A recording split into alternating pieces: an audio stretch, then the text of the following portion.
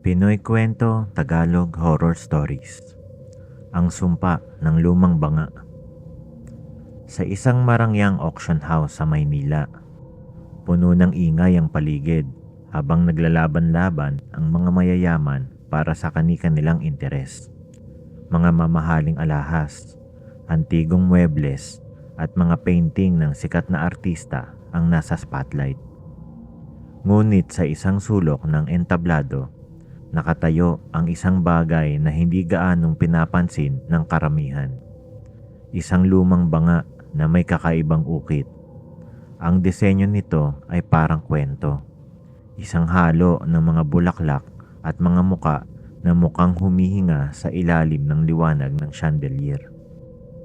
At ang susunod na item ay isang antigong banga na natagpuan sa isang lumang simbahan sa Ilocos Norte. Anunsyo ng auctioneer.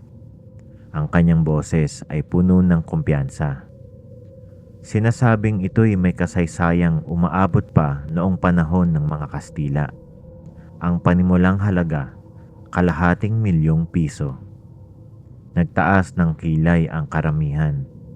Sino ang gagastos ng ganoong kalaki para sa isang bagay na mukhang pangkaraniwan?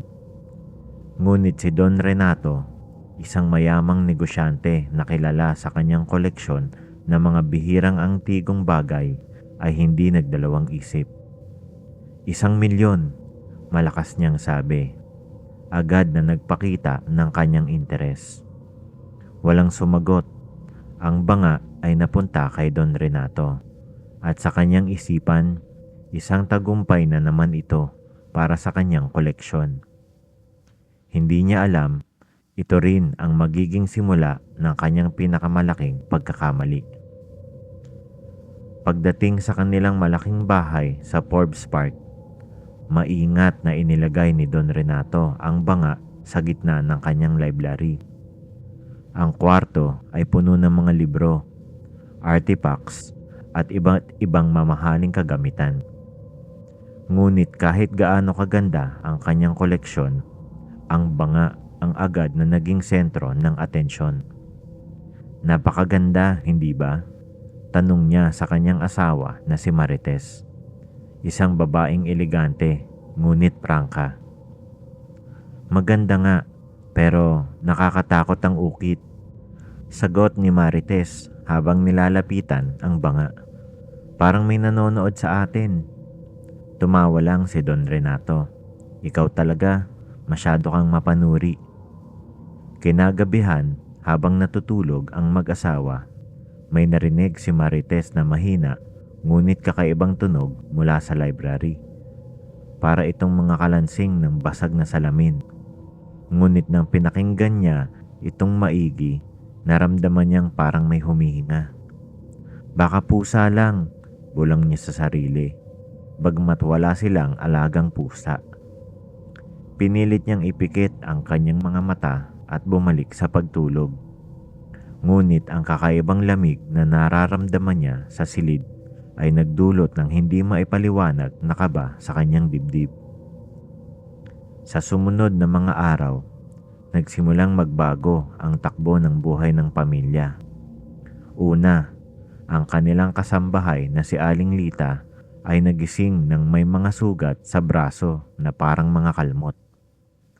Hindi ko alam kung saan galing ito, umiiyak niyang sabi habang ipinapakita ang mga marka kay Don Renato. Paano mangyayari yan? Baka naman sa mga alaga nating halaman, sagot ni Don Renato habang nananatiling kalmado. Ngunit sa likod ng kanyang isip, naaalala niya ang sinabi ni Marites tungkol sa banga. Pagkaraan ng ilang araw, sinundan ito ng mas mga nakakatakot na mga insidente. Ang kanilang anak na si Sophia, isang 12 anyos na bata, ay bigla na lang nagising sa kalagitnaan ng gabi. Umiiyak at sinasabing may taong nakatayo sa harap ng banga. Ang mga mata niya, Papa, ang mga mata niya parang galit. Iyak ni Sophia habang yakap-yakap siya ng kanyang ina.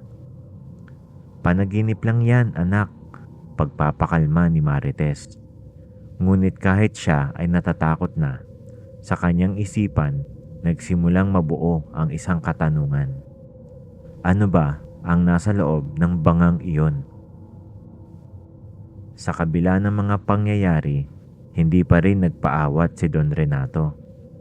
Hindi tayo magpapaapekto sa mga kwentong walang basehan, sabi niya kay Marites habang naghahapunan. Ngunit ang tapang na ipinapakita niya ay unti-unting natutunaw. Alam niyang kakaiba ang banga. Ngunit tinatanggihan niya ang ideya na may masamang espiritu itong dala. Ngunit sa gabing iyon, habang natutulog ang lahat, may narinig siyang malalakas na kalabog mula sa library. Agad siyang tumayo at nagmamadaling pumunta roon. Ang mga ilaw sa paligid ay nagkikislapan, at nang buksan niya ang pinto, nakita niya ang banga nakadapa sa sahig. Walang tao dito, bulong niya sa sarili. Ngunit ang kaba niya ay parang bumibigat. Nang lapitan niya ang banga, napansin niya ang isang basang likido na umaagos mula dito. Malagkit, kulay itim at may amoy na napakapanghi. Ang kanyang kamay ay nanginginig habang sinusubukang iangat ang banga. Ngunit bigla siyang napaatras nang marinig ang isang boses na halos pabulong. Hindi mo ako maitataboy. Napalunok si Don Renato. Hindi niya alam kung saan nanggagaling ang boses na iyon. Ngunit malinaw ang narinig niya. Napaatras siya habang nakatingin sa banga, at sa kanyang pagtalikod, naramdaman niya ang malamig na hangin na dumampi sa kanyang batok. Kinabukasan, tinawag niya ang kanyang matalik na kaibigang si Pader Angelo, isang pare na kilala rin bilang isang dalubhasa sa mga bagay na may kinalaman sa paranormal. Pader, parang may kakaiba sa bangang iyon, sabi niya habang umiinom ng kape. Nagpunta si Pader Angelo sa bahay ni Don Renato at sinimulan niyang inspeksyonin ang banga. Ang banga ay hindi ordinaryo, sabi niya matapos makita ang mga ukit. Ang mga simbolo nito ay parang may kaugnayan sa mga lumang ritual ng kadiliman. Maaaring may nilalang na nakakulong dito. Anong ibig mong sabihin? Tanong ni Don Renato, puno ng takot.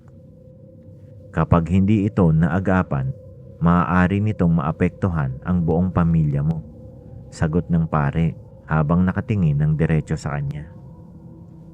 Ngunit bago pa man makapagsagawa ng anumang ritual si Pader Angelo, isang malakas na sigaw ang umalingaw-ngaw mula sa itaas. Si Marites na nasa kwarto nila ay nakitang tumitirik ang mga mata habang pinipilit na tanggalin ang kanyang kwintas na biglang humigpit sa kanyang leeg. "Huwag kang makialam sa akin," sigaw niya sa isang boses na hindi kanya. Agad na tumakbo si Pader Angelo at Don Renato sa itaas upang tulungan si Marites. Hawak-hawak ng pare ang kanyang krus habang binibigkas niya ang mga orasyon. Ang boses ni Marites ay parang dalawang tao na nagsasalita ng sabay. Ang isa ay umiiyak at ang isa ay puno ng galit. Matapos ang ilang minuto ng dasal, huminto si Marites at nawalan ng malay. Nang magkamalay siya, umiiyak siya habang sinasabing may nakatira sa banga at gusto niya tayong kunin.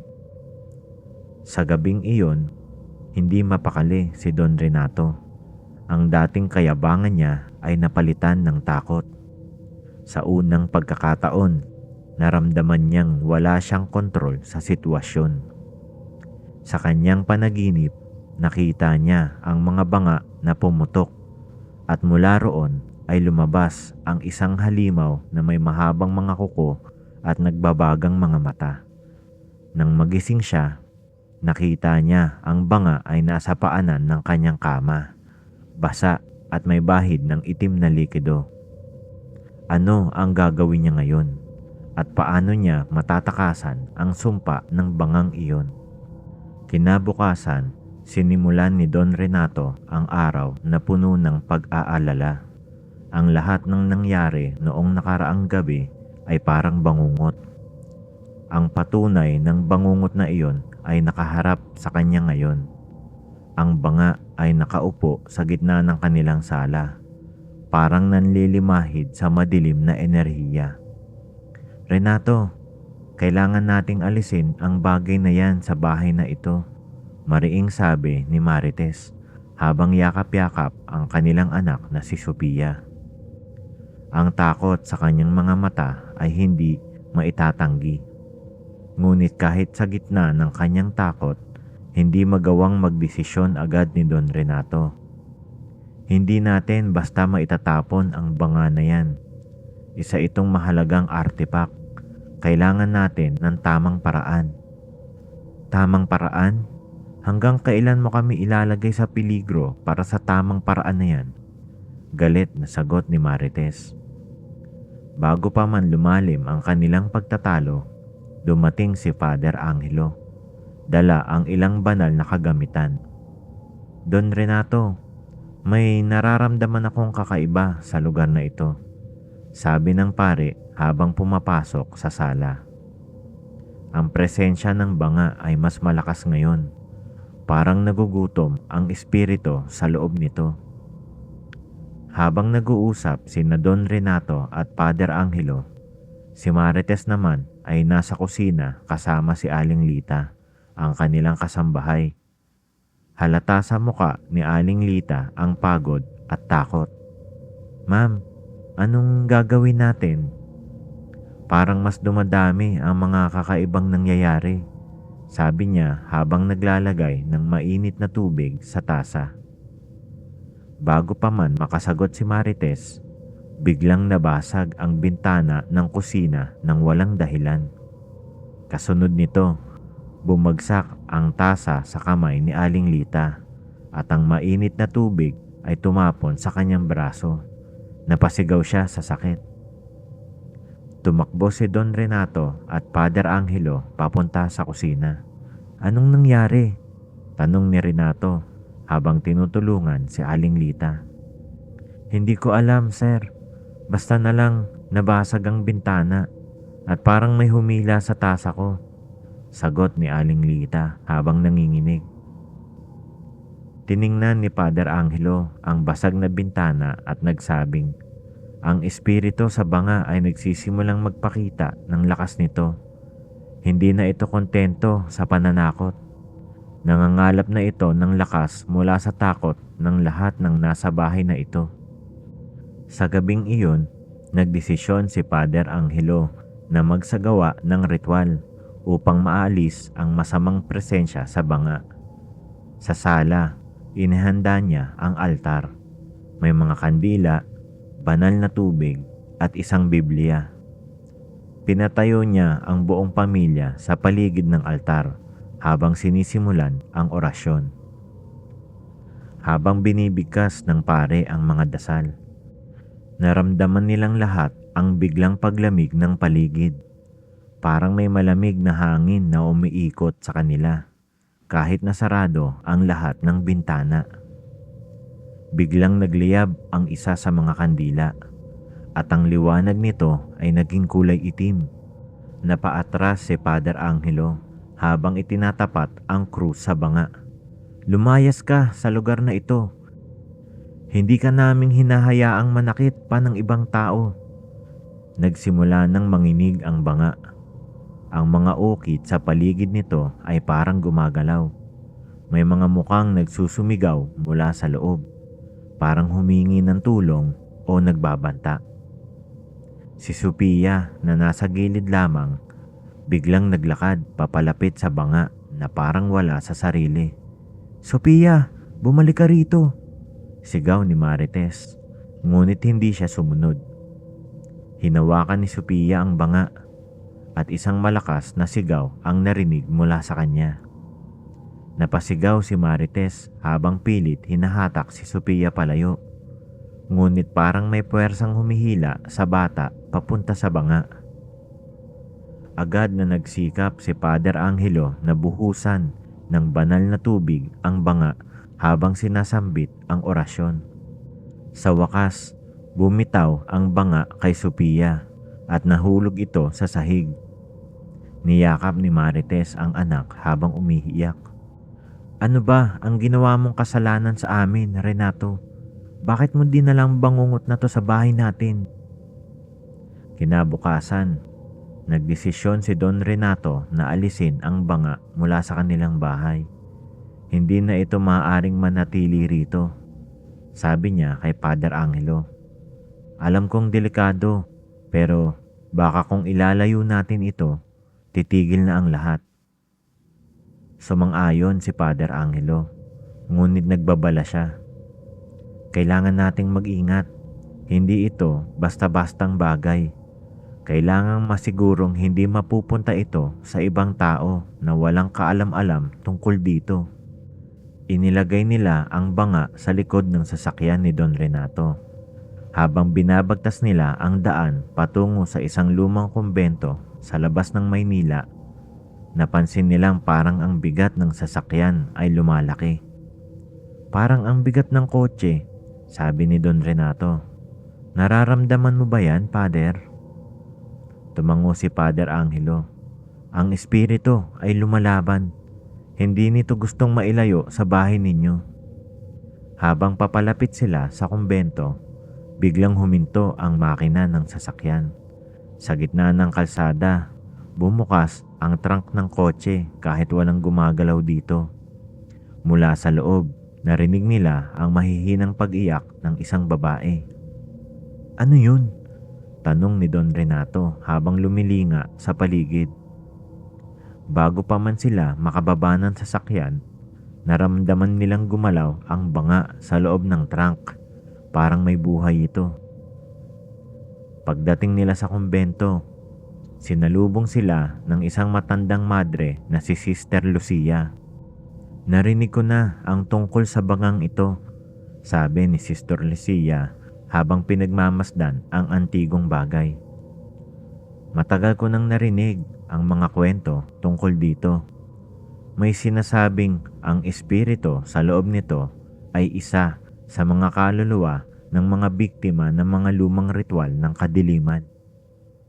Inilagay nila ang banga sa altar ng kumbento. "Dito natin ito subukang ikulong ng tuluyan," sabi ni Sister Lucia. Nagsimula ang mga madre, kasama si Father Angelo, ng isang mahaba at masalimuot na ritual. Ang mga dasal ay paulit-ulit at ang lugar ay napuno ng usok mula sa insenso. Ang banga ay nagliyab ng bahagya, ngunit sa halip na masunog, parang lalo itong nagiging buhay. "Malakas ang espiritu na to," sabi ni Sister Lucia. "Hindi ito basta-basta susuko." Biglang bumukas ang lahat ng pinto at bintana ng kumbento. Isang malakas na hangin ang pumasok. Ang lahat ng kandila ay namatay at narinig nila ang malalakas na kalambog mula sa paligid. "Mag-ingat kayo! Huwag kayong titigil sa pagdarasal!" sigaw ni Father Angelo. Sa gitna ng kaguluhan, nakita ni Don Renato ang anyo ng isang babae sa loob ng usok. Ang mukha nito ay puno ng puot, ngunit sa likod ng galit ay parang may lungkot. "Bakit mo ako ginising? Bakit mo ako kinuha mula sa lugar ko?" bulong ng anyo habang nakatingin ng diretso kay Renato. Hindi nakasagot si Don Renato. Sa unang pagkakataon, naramdaman niyang responsable siya sa lahat ng nangyayari. Matapos ang halos 3 oras ng ritual, biglang tumigil ang lahat. Ang banga ay tumigil na sa paggalaw at ang paligid ay unti-unting bumalik sa normal. Ngunit sa halip na mapanatag, naramdaman ni Don Renato na parang mas naging mabigat ang kanyang konsensya. "Tapos na ba?" tanong niya kay Father Angelo. "Sa ngayon, oo," sagot ng pare. "Ngunit hindi pa ito tuluyang tapos. Ang espiritu ay nakatali pa rin sa banga. Kailangang siguraduhin nating hindi na ito muling magigising. Habang pauwi si Don Renato, hindi niya mapigilang isipin ang nakita niya. Sino ang babae sa loob ng banga at bakit siya pinagbabalingan nito? Pagdating niya sa bahay, tahimik na ang lahat. Ngunit sa kanyang kwarto, nakita niyang may isang maliit na sulat na nakapatong sa kanyang unan. Ang sulat ay isinulat sa lumang Tagalog at ang mensahe ay nagsasabing, "Hindi mo ako basta maiiwasan. Ang kasalanan mo ay mananatili sa iyo." Sa takot, napaupo si Don Renato habang binabasa ang sulat. Hindi niya alam kung sino ang naglagay nito o kung paano ito napunta sa kanyang kwarto. Ngunit isang bagay ang malinaw. Hindi pa tapos ang bangungot na ito. Pagkalipas ng ilang araw mula nang dalhin ang banga sa kumbento, nanatiling balisa si Don Renato. Hindi siya makatulog at ang bawat tunog sa gabi ay nagpapabalik ng takot na bumalot sa kanila. Alam niyang hindi pa tapos ang lahat. Isang gabi, habang siya ay nakaupo sa kanyang study room, muling bumukas ang mga ilaw ng walang dahilan. Sa sulok ng kanyang paningin, may gumagalaw. Isang anino na mabilis na dumaan. Nanginginig siya, tumayo at sumigaw. "Sino yan?" Tahimik, ngunit may malamig na hangin na dumampi sa kanyang batok. Pagharap niya sa mesa, naroon ang sulat na natanggap niya noong nakaraang gabi. Ngunit ngayon, may dagdag na mensahe. "Balikan mo ako o ang pamilya mo ang magbabayad." Napakapit siya sa kanyang dibdib. Dama ang mabilis na tibok ng kanyang puso. Wala na siyang magawa kundi bumalik sa kumbento. Hindi na ito usapin ng kanyang yaman o kahalagahan ng banga. Usapin na ito ng kaligtasan ng kanyang pamilya. Kinabukasan, maaga siyang nagtungo sa kumbento upang kausapin si Sister Lucia at Father Angelo. Naghihintay na sila sa loob ng maliit na kapilya. "Nagpaparamdam pa rin ang espiritu," bungad ni Don Renato. "Hindi ko na alam kung ano ang gagawin ko. Nanganganib ang pamilya ko." Sumimangot si Sister Lucia. Hindi sapat ang simpleng paglak sa espiritu sa loob ng banga. May mas malalim na koneksyon ito sa iyong pamilya. Ngayon, dahil ikaw ang may-ari nito. "Anong koneksyon?" tanong ni Don Renato. Ipinaliwanag ni Sister Lucia na ang espiritu sa banga ay isang kaluluwang naipako sa sumpa mula noong panahon ng kolonyalismo. Ito ay ginamit sa mga ritual sa pag-aalay at ang banga ay naging daluyan ng masamang enerhiya. Nang bilhin ito ni Don Renato na isalin sa kanya ang sumpa. "May paraan ba para tuluyang itong matapos?" tanong ni Renato. Tumango si Father Angelo. "May paraan, ngunit ito ay delikado. Ang espiritu ay dapat maalis sa banga at mailipat sa tamang lugar kung saan ito hindi makakapinsala. Kailangan mo itong harapin mismo." Sa gabing iyon, sinimulan ang ritual. Dinala nila ang banga sa isang abandonadong sementeryo sa gilid ng bundok, malayo sa mga tao. Si Don Renato, Sister Lucia at Father Angelo ay nagdala ng mga kandila, banal na tubig at insenso upang magsagawa ng paglilinis. "Kapag nagsimula ang ritual, huwag kang aalis sa bilog na ito," sabi ni Sister Lucia habang itinuturo ang iginuhit nilang bilog sa lupa gamit ang asin. "Lahat ng mangyayari ay isang pagsubok sa iyong tapang. Kailangan mong manindigan." Tumango si Don Renato. Alam niyang wala na itong atrasan. Nagsimula ang ritual. Inilagay ni Father Angelo ang banga sa gitna ng altar at sinimulan ang pag-orasyon.